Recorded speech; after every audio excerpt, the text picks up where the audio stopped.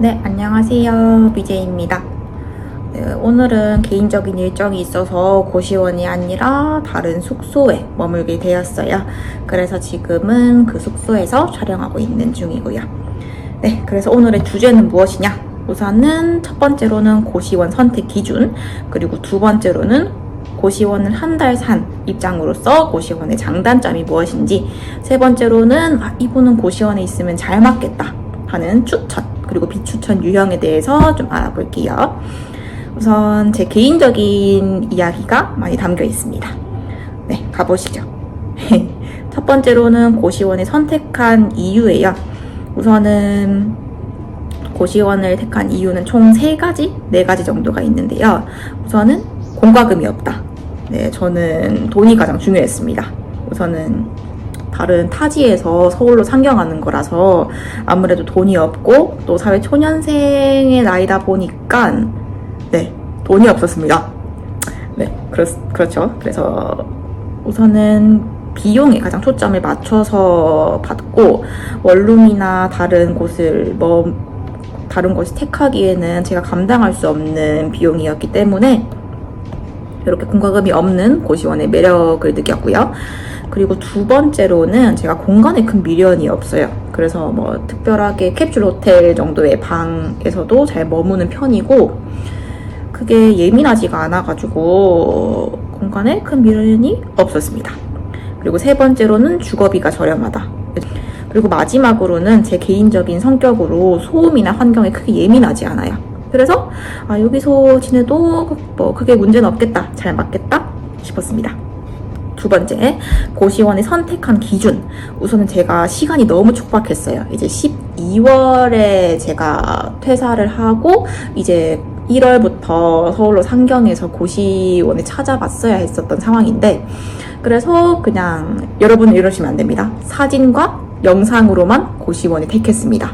그래서 그냥 바로 예약 걸고 고시원을 딱 결제하고 들어왔는데, 너무 다행히도 너무 운이 좋게 좋은 고시원을 찾았던 것 같아요. 어찌됐든 네, 사람이었죠.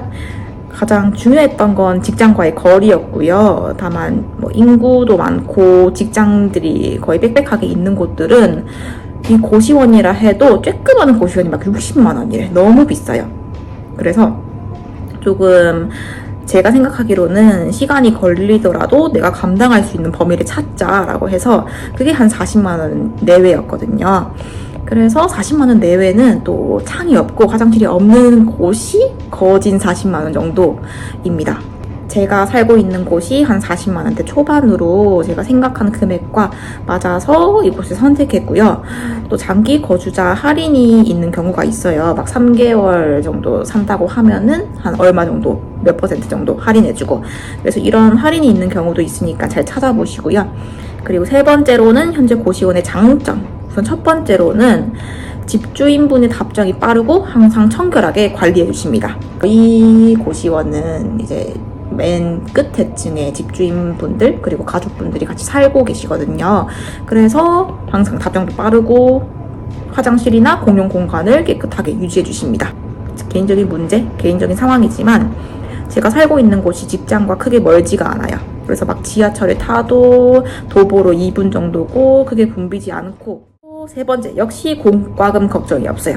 그래서 전기나 수도를 사용하는데 크게 부담이 없고, 그렇다고 해서 제가 많이 낭비하는 편은 아니지만 마음에 부담이 없는 것만으로도 상당히 만족하면서 살고 있습니다. 그리고 네 번째로는 여성 전용층에 거주해서 방 외부 활동을 하기에 크게 부담이 없다. 그래서 어떤 성별이든 사실 전용층이 생활하기 편합니다. 그래서 제가 집 구할 때만 해도 무조건 싼 곳이라고 생각을 했었는데, 이게 지내다 보니까 특정한 성별이 같이 있는 곳이 훨씬 더 이제 왔다 갔다 하고 사용하기가 편하더라고요. 바로 방이 옆에 있는 구조잖아요, 고시원은. 그래서 서로 마주치면서 사람이 있는 걸 제가 확인하다 보니까 저는 개인적으로 안전한 느낌이 들더라고요. 뭐 약간의 소음은 있기는 하지만. 그래서 만약에 내가 여기서 무슨 문제가 있어, 그래서 큰 소리로 막 위급함을 알렸을 때 날 볼 사람이 있고 어쨌든 날 케어해줄 사람이 있다는 것, 그게 조금 안전하다고 느꼈습니다. 그리고 공간이 좁아서 이제 청소하기가 편하고 이제 한 몇 분, 한 1분 정도로 이제 바닥 청소 다 끝낼 수 있으니까 이런 것들도 좋아요. 하지만 단점도 있겠죠. 현재 고시원의 단점은 우선은 이제 주방이 다른 층에 있어요. 그래서 제가 요리를 하거나 설거지를 하려면 다른 층으로 이동을 해야 하고, 이게 초반에는 괜찮았는데 이제 반복되면 조금 번거로운 부분이 없지 않아 있습니다. 그리고 두 번째로는 이제 아무래도 공간이 좁아요. 주로 의자에 앉아서 생활하다 보니까 이 의자를 뒤로 뺄 공간이 없는 거예요. 그래서 이제 앉아 있을 경우에 좀 움직이기 힘들다는 점. 그리고 세 번째로는 이제 소음입니다. 그래서 의외로 방과 방 사이에는 소음이 없거든요. 그런데 복도와 방 사이에는 이제 좀 소음이 있는 편이에요. 그래서 누군가가 이동할 때 뭐 슬리퍼를 끄는 소리라든지 아니면 뭐 기침하는 소리, 이런 것들은 좀 잘 들리는 편입니다. 그래서 저는 크게 문제는 없는데 귀가 막 예민하신 분들, 이런 분들은 좀 불편할 수도 있을 것 같아요. 그리고 네 번째로는 이제 위생관념이 맞지 않는 분들이 종종 계십니다. 그래서 빨래나 건조기를 한 사람이 몰아서 하는 날, 뭐 독점하는 날, 이런 것들이 있을 수 있고 바로 수거하지 않는 경우도 왕왕 있고요. 그리고 왜 그런지 모르겠는데 화장실 물을 안 내리는 분들도 더러 있습니다. 그래서 이런 경우가 막 크게 빈번하진 않거든요. 그런데 하지만 좀 고개를 좀 오잉 오잉 이렇게 기웃거리게 되는 상황이 몇몇 있다는 거 이렇게 알고 계시면 될 것 같아요.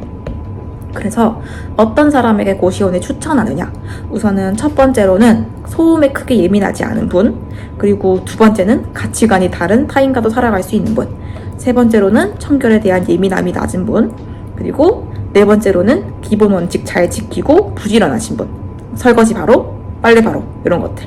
그리고 다섯 번째는 좁은 공간에서도 잘 지내는 분, 그리고 여섯 번째는 의외로 중요할 수 있습니다. 자본이 부족한 분. 이런 분들에게는 고시원이 좀 잘 맞을 것 같다 라고 생각합니다. 어찌됐든 고시원을 선택하실 분들, 그리고 미리 이런 부분 정보들을 알아가실 분들에게는 좀 유익한 영상이 되지 않을까 싶긴 합니다. 아무쪼록 오늘도 영상을 봐주셔서 너무 감사합니다. 감사합니다.